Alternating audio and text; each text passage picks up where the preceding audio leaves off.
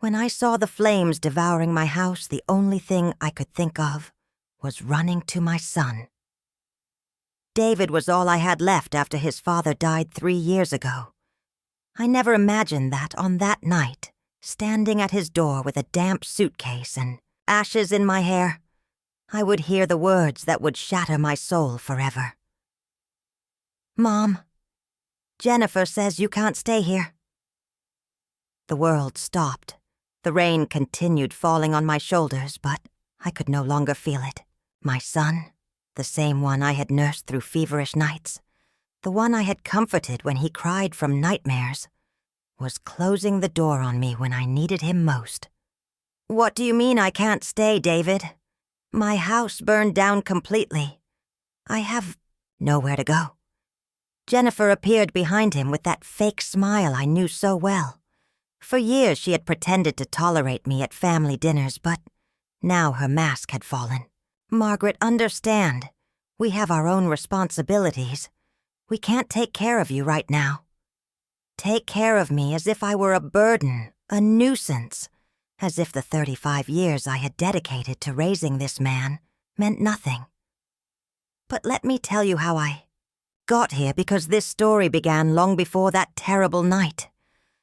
6 months ago, everything seemed to be in its place. Family Sundays were sacred in our routine. I would arrive at 2 in the afternoon with my famous tres leches cake, the same one David had loved since he was a child. The table was set with the plates Jennifer had chosen for their wedding, white with small blue flowers that I never liked, but had learned to tolerate.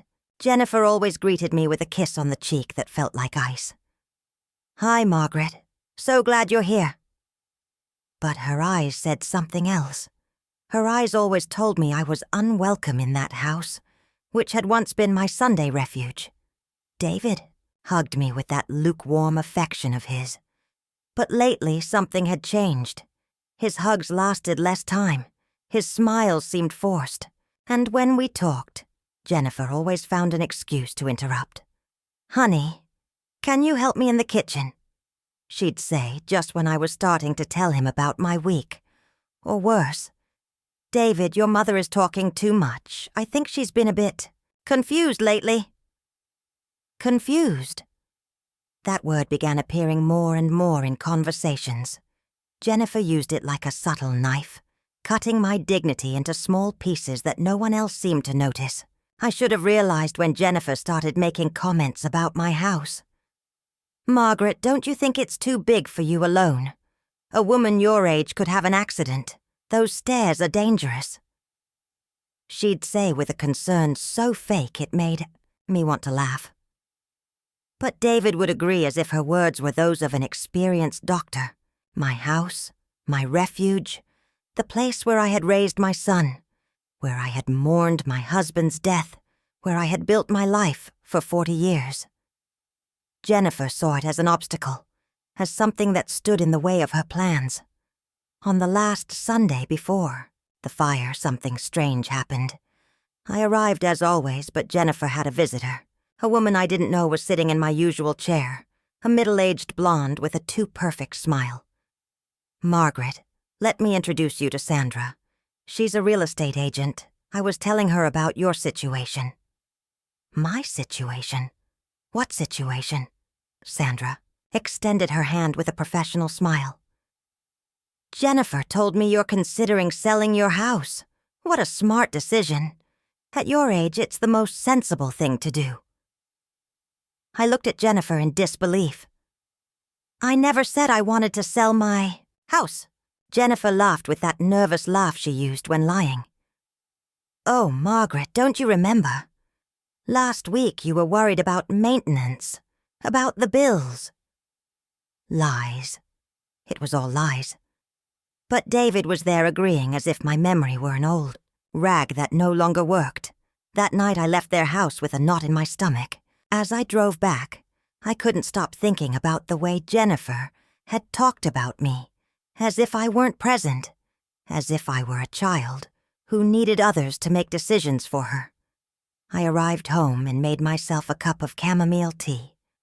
I sat in my favorite armchair, the same one where I had nursed David, where I had read thousands of bedtime stories, where I had planned every birthday and Christmas to make my family happy.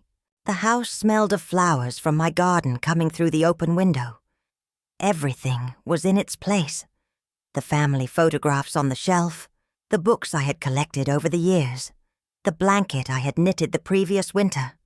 My entire life was contained within those walls, and Jennifer wanted me to sell it as if it were old furniture.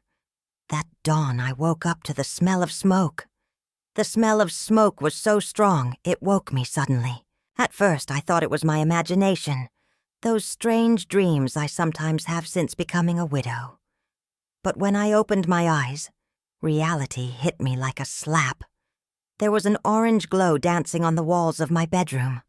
I got out of bed with my heart pounding in my chest. The hallway was full of gray smoke that burned my eyes and throat. The flames were coming from below, from the living room where hours before I had drunk my chamomile tea, thinking about Jennifer's lies. I ran to my closet and grabbed the suitcase I had used on my honeymoon with my husband so many years ago. My hands trembled as I packed the essentials. Some photographs, important documents, the few clothes I could grab. The smoke was becoming denser, more suffocating. I went down the stairs holding onto the railing, coughing with eyes full of tears that I didn't know were from the smoke or despair. My living room, my kitchen, everything was turning to ashes. 40 years of memories disappearing in a matter of minutes. I went out to the street just as the firefighters arrived. I stood there, barefoot on the cold asphalt, watching as the flames devoured my entire life. The neighbors approached with blankets and words of comfort, but I could only think of one thing. I needed to go to my son. Mrs. Linda, my lifelong neighbor, lent me her car after the firefighters finished their work. "Margaret, are you sure you don't want me to come with you?" she asked with that sweetness that only true friends have. "No, thank you. David will be very worried when he finds out what happened. I need to be with him." How naive I was. I thought my son would welcome me with open arms, that Jennifer would understand it was an emergency, that family comes together in difficult times. But I was about to discover that my daughter-in-law had other plans. I arrived at their house around 10 at night. The lights were on and I could hear the television from outside. I rang the doorbell hopefully, carrying my suitcase wet from the firefighters' hoses. When David opened the door, his expression wasn't what I expected. "Mom, what are you doing here so late?" "Son, my house burned down. I have nowhere to sleep." Jennifer appeared immediately, as if she had been waiting behind the door. She was wearing that pink silk nightgown that always seemed too elegant for being at home. Her hair was perfectly styled, as if she hadn't been getting ready for bed. "Burned down? How did that happen?" she asked. But something in her tone sounded strange to me. There was no genuine surprise. There was no shock you'd expect when someone tells you about such a tragedy. I don't know. I woke up to the smell of smoke and the entire downstairs was on fire.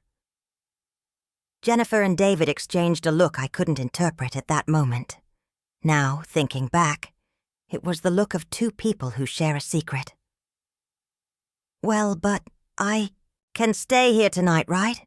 Tomorrow I'll look for a hotel while I sort out the insurance issue." That's when Jennifer uttered those words that shattered my soul. "Margaret, understand. We have our own responsibilities. We can't take care of you right now." David said nothing. My son, the man who had grown up in my arms, remained silent while his wife closed the door in my face at the worst moment of my life. "But, son, it's just for tonight.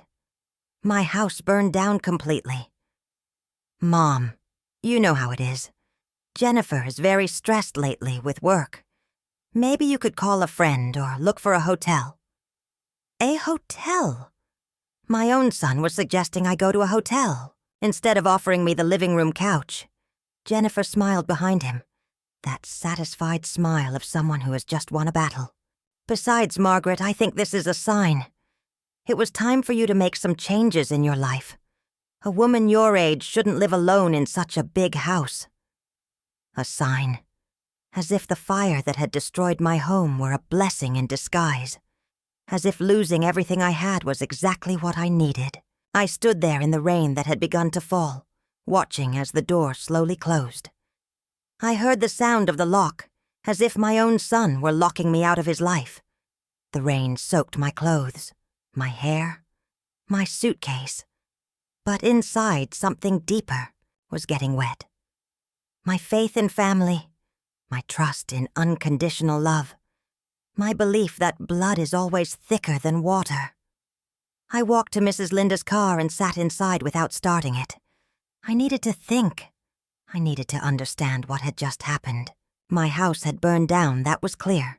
But there was something more, something in the way Jennifer had reacted, something in that look she had exchanged with David. That's when I remembered the conversation from the previous Sunday. Jennifer talking to the real estate agent about selling my house. Jennifer saying I had expressed concerns I had never expressed. Jennifer planning my future without consulting me. A terrible idea began to form in my mind. An idea so horrible I tried to push it away, but it stayed there growing like a poisonous seed. What if the fire hadn't been an accident? That night I slept in Mrs. Linda's car, parked in front of a hotel I couldn't afford. Every time I closed my eyes I saw the flames devouring my living room. But I also saw Jennifer's face when I told her about the fire. There was no surprise in her eyes. There was something worse. Satisfaction. At 6 a.m, Mrs. Linda found me shivering with cold. "Oh, Margaret, what are you doing here? I thought you had stayed with David." I couldn't tell the whole truth. It was too humiliating to admit that my own son had closed the door on me. "Jennifer is very stressed. I didn't want to be a burden." Mrs. Linda took me to her house and made me coffee with milk, just like my mother used to when I was a child, and had nightmares. But this nightmare was real, and there was no way to wake up from it. "Stay here as long as you need," she said while handing me a clean towel. "My house is your house." But I knew I couldn't take advantage of her kindness. Mrs. Linda was a widow like me. She lived on her retirement and already had enough problems without carrying mine, too. After breakfast, I called the insurance company. The conversation was one blow after another. The agent explained with forced patience that they would need investigations, expert assessments, documents that had probably burned in the fire. "Mrs. Margaret, these processes take time. It could be months before we see a penny." Months. I didn't have months. I barely had savings to survive a few weeks. And that's if I was very careful with every dollar. That afternoon I decided to return to what was left of my house. I needed to search through the rubble to see if anything important had been saved. But when I arrived, I found a surprise that chilled my blood. Jennifer was there. She was standing in front of the remains of my home talking on the phone with someone. She was wearing jeans and a white blouse as if it were a normal day, as if she weren't walking on the ashes of my life. I hid behind Mrs. Linda's car and tried to listen to her conversation. Yes, it burned completely. No, she's fine, but obviously she can't continue living alone. Exactly. Now she'll have to make more sensible decisions about her future. My heart began to beat so hard, I feared Jennifer might hear it. She continued talking, and each word was like a nail in my coffin. "The insurance will take months, and she has nowhere to live. She'll have to sell the land quickly at any price. Yes, I can handle those procedures. After all, David is her only son." I lost my breath. Jennifer was planning to sell my land. She was talking about my future as if I no longer had a voice or vote in my own life. When she hung up the phone, she continued walking through the rubble with an expression I had never seen before. on her face. It wasn't sadness or compassion, it was triumph. Jennifer looked like someone who had just won the lottery. She approached what had been my garden and kicked some burned bricks. Then she took out her phone again and took several photographs. Why did she need photographs of my tragedy? I waited until she left to approach my house. The smell of burned smoke was still strong. But there was something more. A chemical smell I couldn't identify.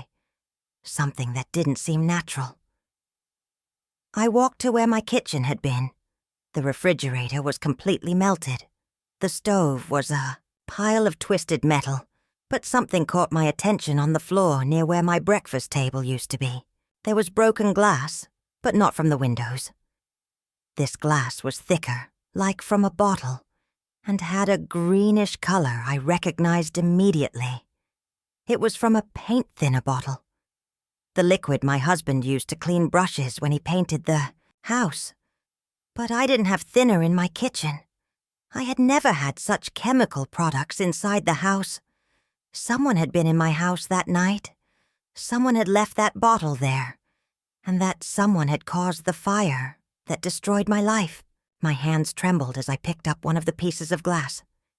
It was evidence that all this had been planned. My house hadn't burned by accident. Someone had burned it intentionally. But who and why? The pieces of the puzzle began to come together in my mind like a horror movie. Jennifer asking about my house for months. Jennifer saying it was too big for me. Jennifer introducing me to the real estate agent without my permission. Jennifer acting as if my memory loss were real when I never had memory problems. And now, Jennifer was at my burned house making plans to sell my land. It had all been a plan to get me out of my house, to take away my independence, to force me to depend on them. And when that didn't work fast enough, they decided to accelerate the process. They burned down my house. My own son and his wife burned down my house to force me to sell my land and be left with nothing. I sat among the rubble of what was once my home, and for the first time in 3 days, I cried. I cried for my house, for my memories, for the photographs that had been lost forever. But above all, I cried for the greatest betrayal of my life. David, my only son, the boy who had grown up in my arms, had agreed to this. But as I cried sitting there, something else began to grow inside me. It wasn't just sadness or pain, it was something colder, more calculated. It was anger, and anger, I discovered, can be the most powerful fuel in the world. Anger woke me at 4 a.m. It wasn't the hot, desperate anger I had felt the day before. It was something cold, methodical, that filled me with a clarity I hadn't had in years. I got up from Mrs. Linda's couch without making a sound and sat in her kitchen with a cup of tea. I needed to think. I needed to plan. Jennifer and David believed they had defeated me, that I was a defenseless old woman without resources or options. But they were wrong. I had something they didn't know I had, something I had kept as a secret for years, because my husband had always told me it was important to have cards up your sleeve in life. Robert. It had been 5 years since I had spoken to him, but I knew he still lived in the same city. Robert had been my boss for 15 years at the accounting firm where I worked before getting married. But more than that, he had been my mentor, my friend, and perhaps something more that never materialized because we were both honorable people. When my husband died, Robert had come to the funeral, had given me his personal card, and had told me with that deep voice that always calmed me, "Margaret, if you ever need anything at all, call me, no matter how much time passes." I never called. Pride wouldn't let me. But now, sitting in that foreign kitchen at 4 a.m, thinking about the betrayal of my own family, pride no longer seemed so important.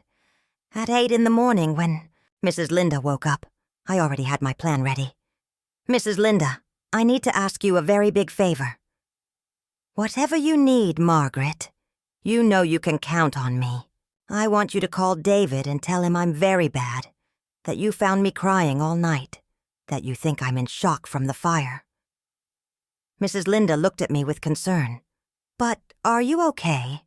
Because if you need to go to the doctor—" "I'm fine. Better than I've been in years.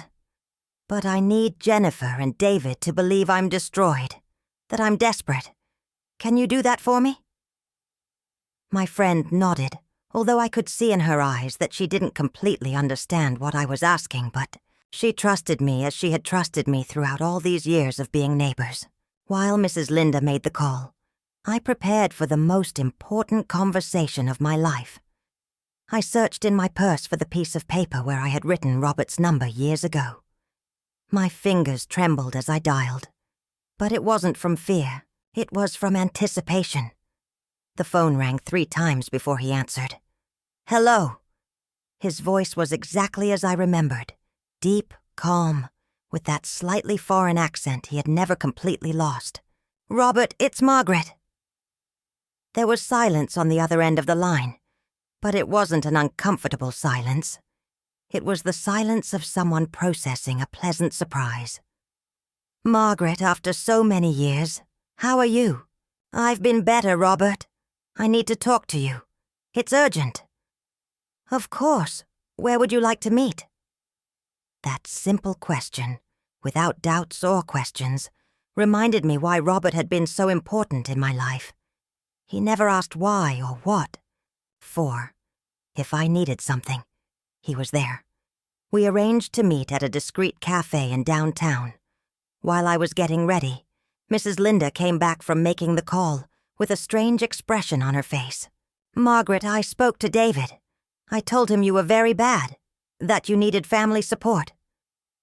"And what did he say?" "He said Jennifer had spoken to a psychologist and that it was normal for elderly people to be like this after major traumas, that it was best to let you process alone for a few days." A psychologist. Jennifer had already spoken to a psychologist about me. Without consulting me, without even really knowing me, she had already diagnosed my mental state. "Anything else?" "Yes. He said if you needed something urgent to call them. But for now it was better not to bother them, because Jennifer was very busy helping you with the insurance procedures." Jennifer, helping me with insurance procedures. Jennifer who, yesterday, had been standing in the rubble of my house talking about selling my land without my permission. "Thank you, Mrs. Linda, you're a true friend." The cafe was almost empty when I arrived. Robert was already there sitting at a table in the back reading the newspaper. When he saw me come in, he stood up immediately. He was still the same elegant man I remembered, although now his hair was completely white and he had more wrinkles around his eyes. He hugged me as if 5 years hadn't passed, as if we were old friends who had seen each other the previous week. "You look beautiful, Margaret. The years have treated you well?" It was a lie, of course.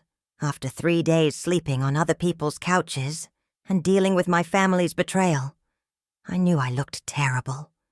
But Robert had always been a gentleman. We sat down and ordered coffee. He waited patiently for me to start talking without pressuring me, giving me the time I needed to find the right words. "Robert, my house burned down 3 days ago." "I'm so sorry. Are you okay? Do you have somewhere to stay?" "I'm fine physically, but there's something more. I think the fire wasn't an accident." I told him everything. I told him about Jennifer and her comments about my house. I told him about the real estate agent and the lies about my supposed mental confusion. I told him about the night of the fire and how my own son had closed the door on me. I told him about the thinner glass I had found among the rubble. Robert listened without interrupting, with that complete attention that few men know how to give. When I finished speaking, he was silent for a long moment, processing everything I had said. "Margaret, are you sure about what you're telling me?" "Completely. Then we have to act quickly, and we have to act intelligently. We. He hadn't said, you have to act. He had said we. Robert was with me after 5 years without seeing each other, after a call out of nowhere. Robert was willing to help me without asking questions. What do you propose? First, we need evidence. Second, we need to protect you. And third, we need to secure your future so you never again depend on people who don't value you. Robert took out his phone and started making calls. In 20 minutes, he had contacted a private investigator, a lawyer specializing in fraud, and a forensic accountant. Robert, all this must cost a lot of money. I can't. Margaret, he interrupted, me taking my hand on the table. 5 years ago, when your husband died, I wanted to offer you help, but I knew you wouldn't accept it. Now you're giving me the opportunity to do what I always wanted to do. Take care of you. His words touched my heart in a way I didn't expect. Robert didn't see me as a burden or a responsibility. He saw me as the woman I had always been, capable and intelligent, but who needed an ally in an unequal battle. There's one more thing, Margaret. Something I need to tell you. What? During all these years, I never stopped thinking about you. Robert's words hung in the air between us like a confession that had waited decades to be spoken. During all these years, I never stopped thinking about you.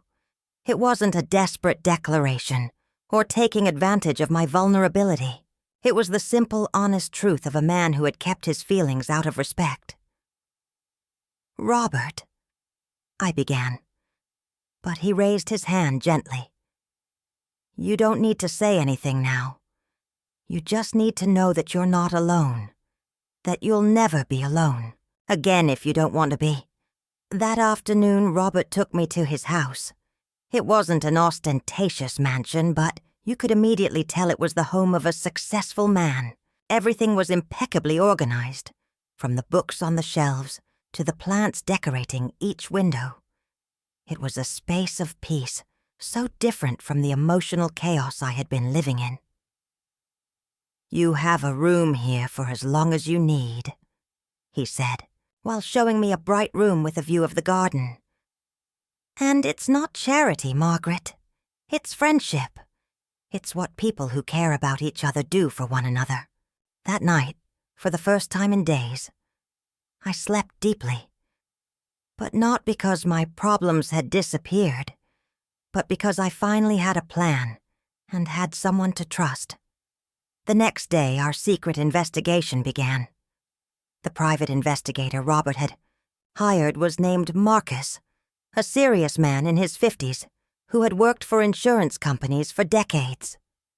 Mrs. Margaret, we're going to need you to tell me everything again.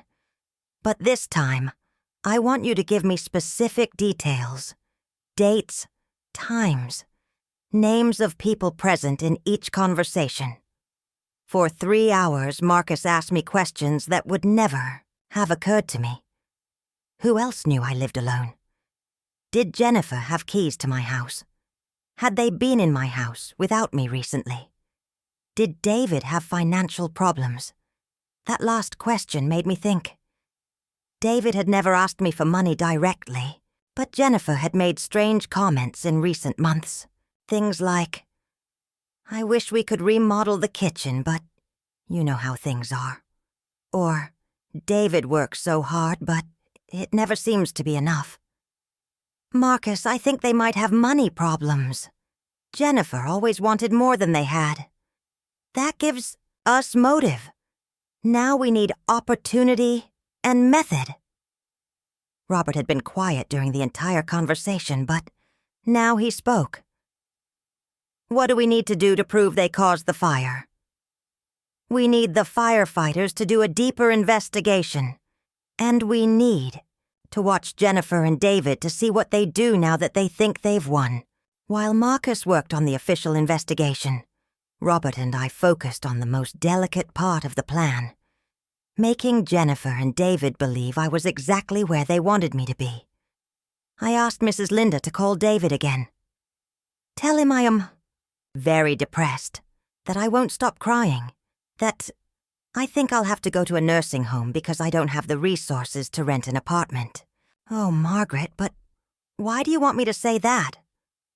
Because I need them to believe I'm desperate. Trust me. The strategy worked better than I expected. That same afternoon, David called me. It had been days since he had spoken directly to me. Mom, Mrs. Linda told me you're very bad.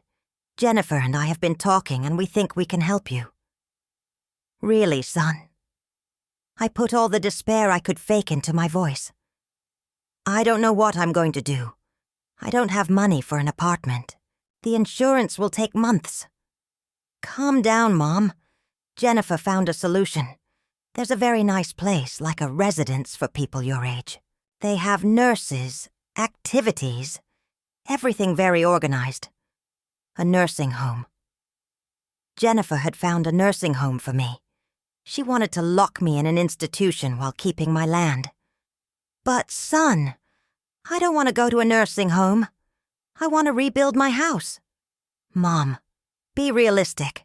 At your age, you can't be living alone. And rebuilding will cost a fortune you don't have. A fortune I don't have. As if David knew exactly what my finances were. As if Jennifer and he had been investigating my bank accounts. Jennifer said she can help you with all the procedures. Sell the land, take care of the insurance, find the perfect nursing home for you. Jennifer managing my life. Jennifer selling my land. Jennifer choosing where I would spend the rest of my days. I don't know, David, it's a lot to process. I understand, Mom. But think about it. Talk to Jennifer tomorrow. She has many ideas to help you. When I hung up the phone, Robert was sitting in front of me with an expression of disgust on his face. I heard enough. Margaret, your son and his wife not only burned your house, they're planning to steal everything you have and lock you up, so you can't do anything to stop them. That night, Robert and I sat in his garden with a bottle of wine. It had been years since I felt so calm, so in control of my own life. Robert, why are you helping me? Really, why? He thought for a moment, looking at the stars that could barely be seen in the city sky. When you worked with me, I always admired your intelligence, your strength, but I also admired your kindness. You always saw the best in people. When you got married, I thought you had chosen the right man. Someone who would value those qualities. My husband did value me. I know that. But when he died, it hurt me to see you so alone. And now it hurts me to see how your own family is abusing that kindness you've always had. Robert took my hand in the darkness of the garden. Besides, Margaret, I'm 70 years old. I've built a successful company. I have more money than I could spend in what's left of my life, but I never married. Do you know why? I shook my head, although I think I already knew the answer. Because I never found anyone who made me feel what you made me feel during those years we worked together. And now fate is giving me a second chance. His words filled me with a warmth I hadn't felt in years, but they also filled me with something more powerful. Determination. Jennifer and David had made a fundamental mistake. They had presumed I was a defenseless woman, without resources, without options. They had planned my destruction based on the image of a poor, abandoned widow. But they were about to discover they had messed with the wrong woman. The meeting with Jennifer was scheduled for the next day at a cafe near what had been my house. I arrived early, not because I was anxious, but because I wanted to observe how Jennifer behaved when she thought she had all the control. I saw her arrive in her new car, a model that definitely cost more than David earned at his job. She got out with a thick folder under her arm, and that fake smile I knew so well. She was wearing a black dress she had probably bought to look serious and trustworthy, like a daughter-in-law concerned about her mother-in-law. "Margaret, you look better. she said as she sat in front of me. "Mrs. Linda told me you had been very bad."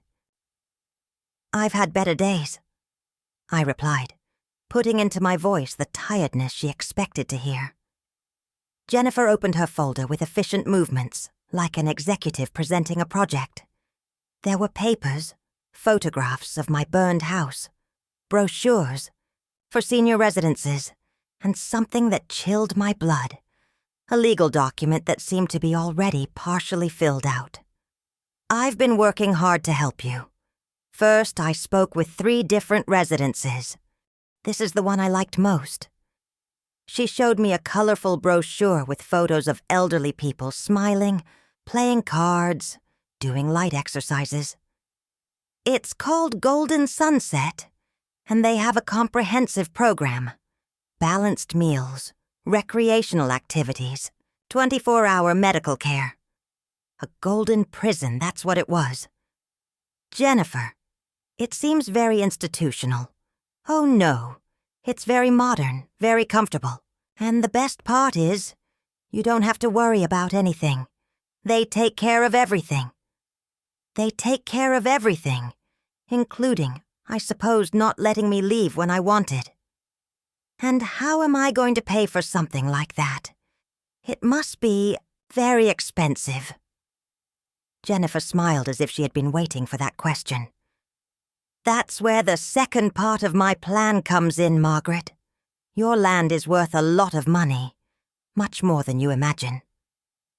She took out some aerial photographs of my property and some documents that looked like real estate appraisals.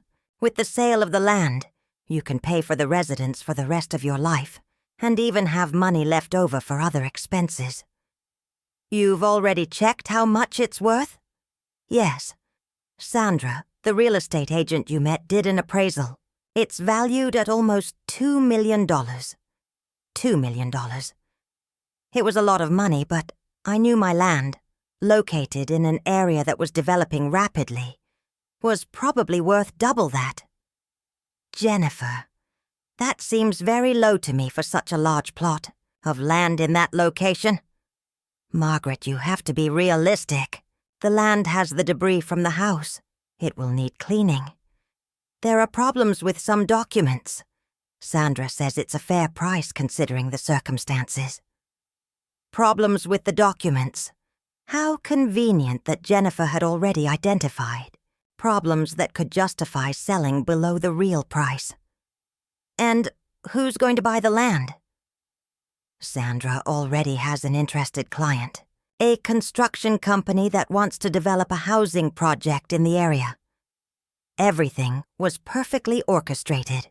Jennifer had found the buyer, had established the price, had chosen my new home, and had even prepared the legal documents. "Jennifer, this is a lot to process. Can I think about it for a few days?" "Of course, but don't take too long. Sandra's client has other lands under consideration, and the residence also has a waiting list." Time pressure. The oldest tactic in the manual to force hasty decisions. Jennifer took out the legal document I had seen at the beginning.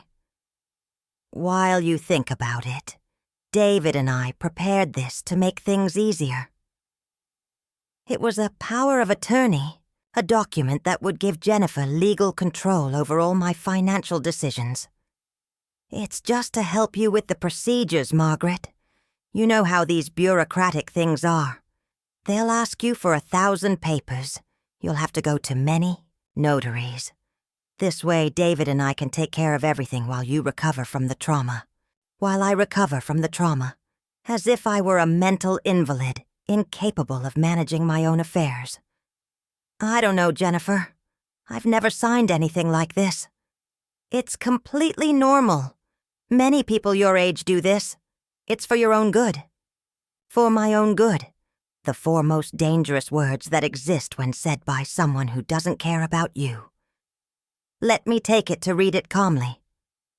"Of course, but remember the notary is only available this week. Then he goes on vacation for a month." More time pressure. When the meeting ended, Jennifer gave me a hug that felt like a snake's embrace. Margaret, I know this is difficult, but you'll see it's the best for you. You'll be much better cared for, without worries. Without worries, because I wouldn't have control over anything in my life. That afternoon at Robert's house, I showed him all the documents Jennifer had given me. Robert reviewed them with the attention of someone who had managed business contracts for decades. "Margaret, this is worse than we thought." "What did you find?" "First, the land appraisal is completely manipulated. Your property is worth at least $4 million, not $2 million. Second, this residence they showed you costs exactly the amount they'll give you for the land. You won't have any money left over. And the power of attorney is the most dangerous of all. With this document, Jennifer can sell your land, manage your money, even make medical decisions for you. Basically, you become her legal ward." Robert showed me the most problematic clauses in the document, with small print and technical language. The power of attorney gave Jennifer total control over my life. "And if I refuse to sign?" "That's where the most sinister part of their plan comes in. Look at this." Robert showed me one of the residence brochures. In the small print on the back, there was a section about residents with limited cognitive abilities. "Jennifer is preparing the ground to declare you mentally incompetent. If you refuse to sign, she'll probably say you're confused, that the trauma of the fire has affected your judgment." "She can do that?" "With the help of the psychologist she's already consulted and some testimonies saying you've been acting strangely, yes. She can request a mental competency evaluation. It was a perfect plan. If I cooperated, Jennifer got my money legally. If I resisted, she'd declare me crazy and get my money anyway. But Jennifer had made a mistake. She had presumed I was the same naive woman she had met years ago. She didn't know that now I had resources, allies, and above all that, I knew exactly what she was doing. "Robert, it's time for Jennifer and David to find out who they really messed with." "What do you have in mind?" "I'm going to sign the power of attorney." Robert looked at me in alarm. "Margaret, are you sure what you're saying?"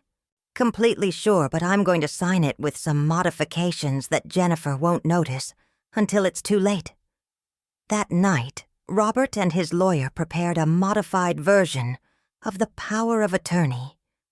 On the outside, it looked exactly like the original document, but inside there were clauses that automatically invalidated the power of attorney if fraud was demonstrated, and others that allowed me to revoke it at any time without prior notice.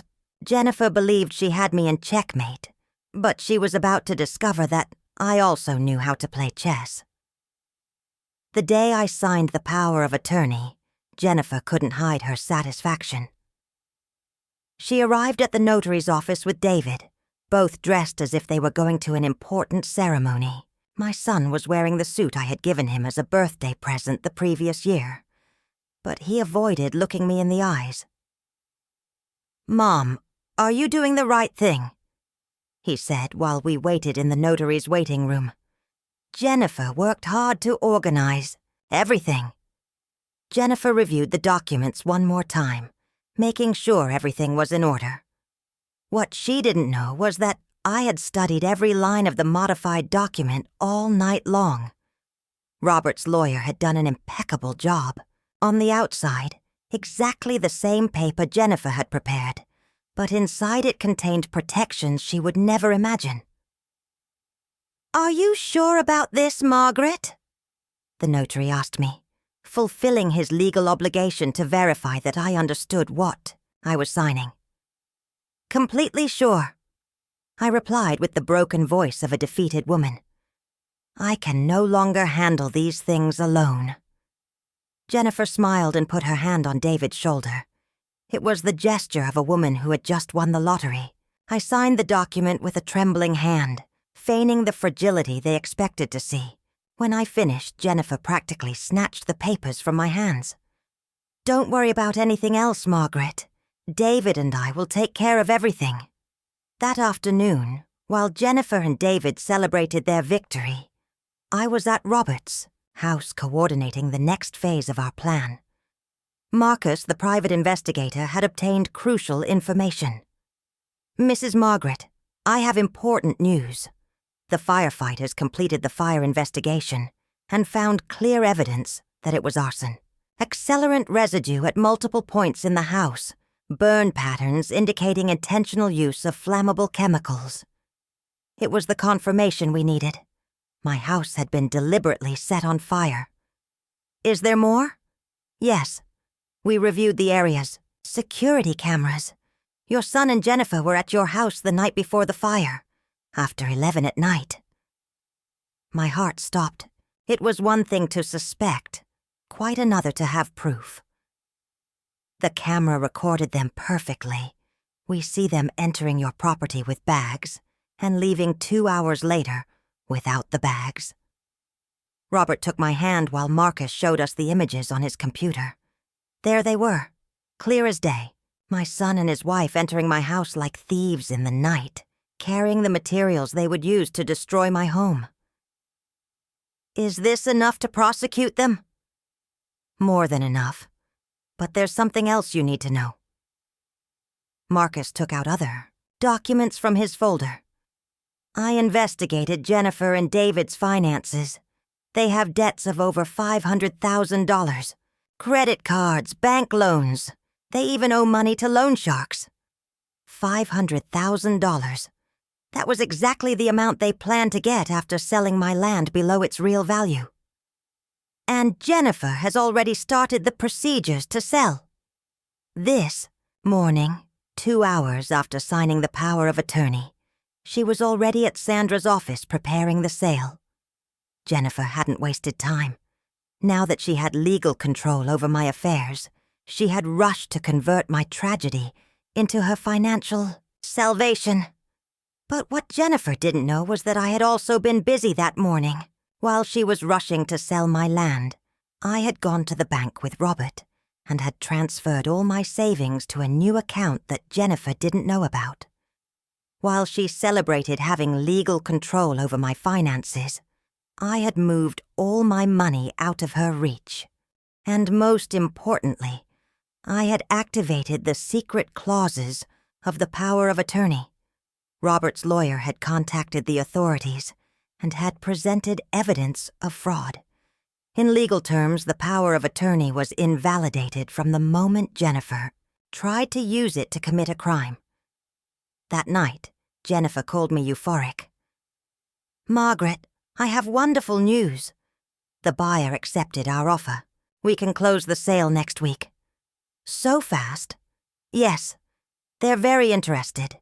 And I've already reserved your place at Golden Sunset. You can move in next month." Next month. Jennifer had my life completely planned. By next month, I would be locked in a residence while she enjoyed the money she had obtained by burning my house. Jennifer. What if I change my mind?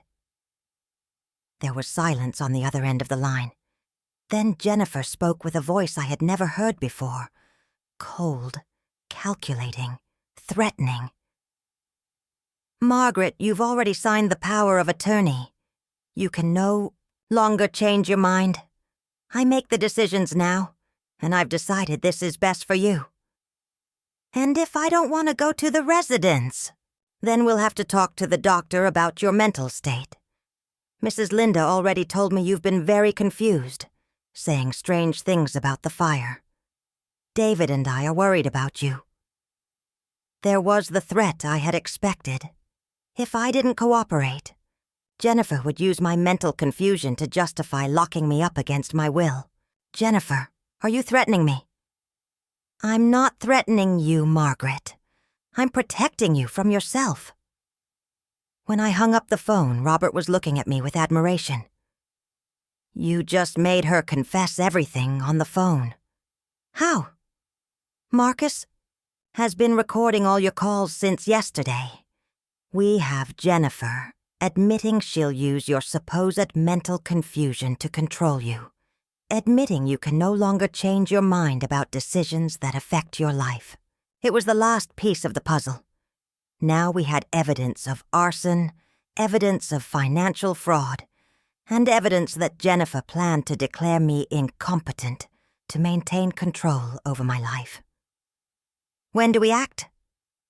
Robert smiled with that smile that reminded me why I had fallen for him decades ago. Tomorrow. Tomorrow Jennifer and David will have the surprise of their lives. That night I slept better than I had slept in weeks. Not because my problems had ended, but because I was finally going to get justice. Jennifer and David had toyed with me as if I were a defenseless old woman. They had burned my house. They had tried to steal my money. They had planned to lock me up for the rest of my life, but they had forgotten something fundamental. The woman they were trying to destroy had been successful long before they met her. She had built a life, had worked, had learned to fight, and now she was going to remind them who Margaret really was. The morning of the confrontation dawned with a clear sky, as if even the universe knew it was Justice Day. Jennifer had scheduled everyone at the notary's office to sign the land sale. She arrived early, as she always did when she was in a hurry to get something, accompanied by David and Sandra, the real estate agent. I arrived a few minutes later, appearing as fragile as a defeated woman. I was wearing the black dress I had worn to my husband's funeral, my most comfortable shoes, and a small purse as if I didn't have many important possessions. Jennifer saw me and smiled with that satisfaction I knew so well. Margaret, good that you arrived. Today is a very important day for your future. What Jennifer didn't know was that Robert was parked outside with Marcus, waiting for my signal. What she didn't know was that the lawyer had already presented all the evidence to the authorities. What she didn't know was that her perfect day was about to turn into her worst nightmare. Good morning, Jennifer. Good morning, son. David greeted me with a kiss on the cheek that felt like betrayal. For all these years he had been my boy, my only son, the center of my world. But now, watching him prepare to rob me, I realized that he had long ago stopped being my son to become Jennifer's accomplice. Sandra unfolded all the documents on the notary's table. The sales contract, the transfer papers, the bank documents specifying that Jennifer would receive the money as my legal representative. Very well, Margaret. We just need you to sign here, here, and here, Sandra told me, pointing to the lines marked with small X's. Are you sure the price is fair? I asked, feigning one last doubt. Jennifer tensed slightly. Margaret, we've already talked about this. Sandra is a professional. She knows what she's doing. It's just that $2 million seems low to me for such a large plot of land. Mom, David intervened with that condescending voice he had learned from Jennifer. You have to trust us. We're taking care of your future. Taking care of my future. As if locking me in a residence and stealing my patrimony were an act of filial love. I picked up the pen and pretended I was going to sign. At that moment, my phone rang. It was the signal I had arranged with Robert. Sorry, it's important. It's from the hospital where my husband worked. Something about his benefits. I answered the phone and spoke loud enough for everyone to hear. What did you say? That my land is valued at $4 million? That someone presented false documents? Jennifer paled instantly. Sandra stopped smiling. David looked at me in confusion. What are they saying? Jennifer tried to take my phone. Margaret, you're confused. I'm not confused, Jennifer. For the first time in months, I see everything with perfect clarity. At that moment, Robert entered the notary's office accompanied by Marcus and 2 police officers. Jennifer backed away as if she had seen a ghost. Who is this man? Jennifer shouted. Sandra, call security. I'm Robert Menendez. he said with that calm voice that had always reassured me. "I'm Mrs. Margaret's lawyer, and I'm here to stop a fraud." "Fraud? What are you talking about?" David seemed genuinely confused. "Mom, what's happening?" Marcus approached the table and placed a thick folder full of evidence on top of the sale documents. "Mrs. Jennifer, you're under arrest for criminal arson, real estate fraud, and attempted embezzlement." "This is ridiculous," Jennifer shouted, but her voice sounded desperate. "Margaret is senile. She doesn't know what she's saying. We have video of you and Mr. David entering Mrs. Margaret's property the night before the fire," Marcus continued. "We have forensic evidence of the accelerant you used, and we have recordings of your conversations where you admit to the fraud." David collapsed into a chair as if his legs wouldn't support him. "Mom, I didn't know Jennifer." "Yes, you did, David." I interrupted him with a voice I had never used with him. "You were there when you burned my house. You were there when you closed the door in my face. You were there for every lie. Jennifer told me it was best for you, that you were losing your memory, that it was dangerous for you to live alone. And you believed it because it suited you to believe it." Jennifer tried to run to the door, but one of the police officers stopped her. As they put on the handcuffs, she looked at me with a hatred I didn't know she was capable of feeling. "This won't stay like this. I'll prove you're crazy. Nobody will believe a senile old woman." "The problem, Jennifer, is that nobody will believe you anymore." Robert approached me and took my hand in front of everyone. It was the first time we publicly showed that we had a relationship that went beyond professional. "Margaret, are you okay?" "I'm perfect." While they took Jennifer away in handcuffs, Sandra tried to explain to the police that she didn't know anything about the fraud, that she was just doing her job. David remained seated in the chair with his head in his hands, crying like a child. "Mom, forgive me. I didn't know it would go so far. David, you burned my house. No, Jennifer alone. You, my son, burned the house where I raised you. But Jennifer said many things, but you made the decisions." I approached where he was sitting and bent down to be at his level, as I had done so many times when he was a child and needed comfort. "Son, for 35 years I was your mother before anything else. I put your well-being before mine, your happiness before mine. I worked, sacrificed, saved every dollar thinking about your future. I know, Mom. No, you don't know. Because if you did, you would never have agreed to take away my home, my dignity, my freedom." David cried harder, but I no longer felt sorry for him. For weeks I had cried, feeling betrayed and abandoned. Now it was his turn to face the consequences of his decisions. "Will you forgive me?"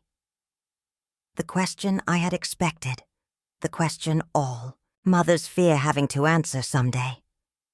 David, forgiveness is something that's earned, not something that's given as a gift, and you have a lot of work to do before you deserve it. Robert helped me up and we left the notary's office together. Outside, Mrs. Linda was waiting for us, who had come to support me on what she knew would be a difficult day. "How do you feel?" she asked me. "Free. For the first time in months, I feel completely free." That afternoon, Robert and I went to dinner at an elegant restaurant downtown. We toasted with a glass of wine to justice, to truth, and to new beginnings. "What are you going to do now?" he asked me. "I'm going to rebuild my house, but this time, I'm going to build it exactly as I want." "And us? What's going to happen with us?" I looked into his eyes. This man who had appeared in my life like a guardian angel when I needed it most. "Robert, I'm 63 years old. I no longer have time for games or for doing things out of obligation. If we're going to be together, it's going to be because we really want to build something beautiful." He smiled and took my hand on the table. "Margaret, I've waited decades for this opportunity. I'm not going to waste it." A year later, I'm sitting in the garden of my new house, drinking chamomile tea, while watching the dawn paint itself in golden colors over the mountains. The house I rebuilt looks nothing like the previous one. It's smaller, brighter, with large windows that let in all the light possible. Each room was designed thinking about my comfort, my needs, what I really want for this stage of my life. Robert is still sleeping. He moved in with me 6 months ago after a marriage proposal he made in this same garden, among the hydrangea flowers I planted in honor of my husband. It wasn't a traditional wedding, but a union of 2 mature people who decided to share the time they have left with honesty and true affection. Jennifer is serving an 8-year sentence for criminal arson and fraud. David received 5 years, but with the possibility of parole for cooperating with the investigation.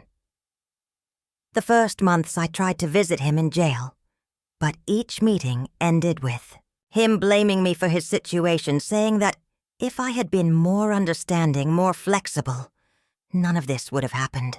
The last time I saw him 4 months ago, he told me something that finally freed me from any guilt that might remain. "Mom, Jennifer was right. You're selfish. You only think about yourself." That phrase hurt me for days, not because it was true, but because it confirmed something I already knew. My son had chosen to be his wife's accomplice until the end. There was no real remorse, no understanding of the damage he had done to me. There was only self-pity and resentment. I decided not to visit him again.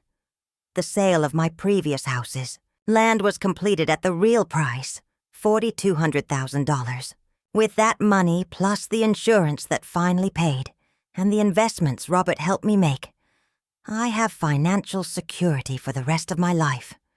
But more important than money is the peace of mind I found. Mrs. Linda comes to lunch with me every Tuesday. We've developed a deeper friendship since what happened, based on the understanding that women our age have to take care of each other. She never asks me about David, and I appreciate it. There are wounds that need time to heal, and talking about them, constantly, only keeps them open. My house doorbell rarely rings. I have few visitors, and that pleases me. But this morning I hear the familiar sound, and from the window I see a car I don't recognize, parked in my driveway. Robert wakes up with the noise and accompanies me to the door. On the other side of the glass is a young woman of about 25, with brown hair and my family's green eyes. She's carrying a baby in her arms who can't be more than 6 months old. It's Julia, David's daughter, my granddaughter. It's been 2 years since I've seen her. Jennifer had always been very jealous of my relationship with her, and after the wedding she had practically cut off contact. During the trial, Julia didn't appear to support her father or Jennifer. She simply disappeared from our lives. "Grandma," she says when I open the door, and her voice sounds exactly like David's when he was a child. "Julia, can I come in? I want you to meet my son." Robert gently squeezes my hand, reminding me that I have the power to decide who enters my life and who doesn't. It's a lesson I learned well during this year. "Why are you coming now?" "Because I needed time to process everything, to understand what happened, and because I want you to know that I never agreed with what they did." "Did you know what they were planning?" Julia lowers her gaze. "I knew Mom talked a lot about your house, that you were too old to live alone, but I never thought they would go so far. And why didn't you warn me?" "Because I was afraid. Because it was easier to believe Mom had good intentions." Her honesty touches me. She's not trying to justify herself completely. She's not blaming others for her silence. She's admitting she was afraid, that she took the easy decision. Julia, I understand you were afraid, but your silence cost me my home, my security, my trust in my own family. I know, and I don't expect you to forgive me immediately, but I want to try to rebuild our relationship, if you'll let me. I look at the baby she's carrying in her arms.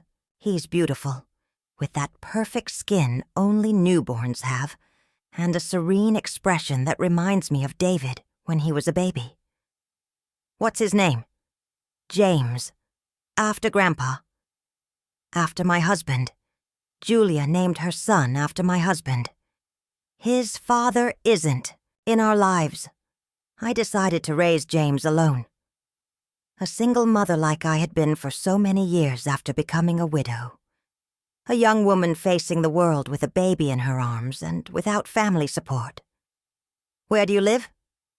In a small apartment near downtown. I work at an accounting firm. Accounting? Like I had worked. Like I had met Robert. Robert whispers in my ear. The decision is yours, Margaret. But remember that grandchildren aren't to blame for their parents' mistakes. He's right. James isn't to blame for what David and Jennifer did. And Julia, although she didn't defend me when she could have, didn't actively participate in the betrayal. You can come in, but I want you to understand something, Julia. Whatever you need to tell me. This house is my refuge. It's the place where I found peace after everything I went through.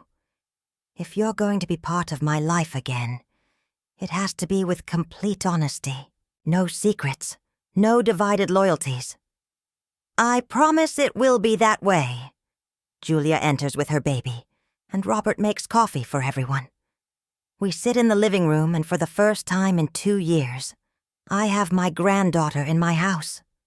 James wakes up and starts crying, and automatically I extend my arms to hold him. It's incredible how the muscle memory of being a grandmother returns immediately. James calms down in my arms, and I feel that instant connection that only exists between grandparents and grandchildren. Grandma, can you tell me what really happened? Dad and Jennifer told me one version, but after the trial I realized there were lies in everything. During the next hour, I tell the whole truth. I tell her about Jennifer's manipulations, about the arson, about the night they closed the door in my face. Julia cries when I tell the hardest details, especially when I explain how I felt when I discovered that my own son had participated in destroying my life. Do you think Dad can change? I don't know, Julia, and it's no longer my responsibility to help him change. He has to make that decision for himself. And me? Do you think I can earn your trust again? I look at this young woman who carries my blood, who is raising my great-grandson alone, who had the courage to come looking for me after 2 years of silence. I think you've already started earning it. You came here, told me the truth, and brought James for me to meet. That means more than you imagine. Julia comes to visit me every Sunday now.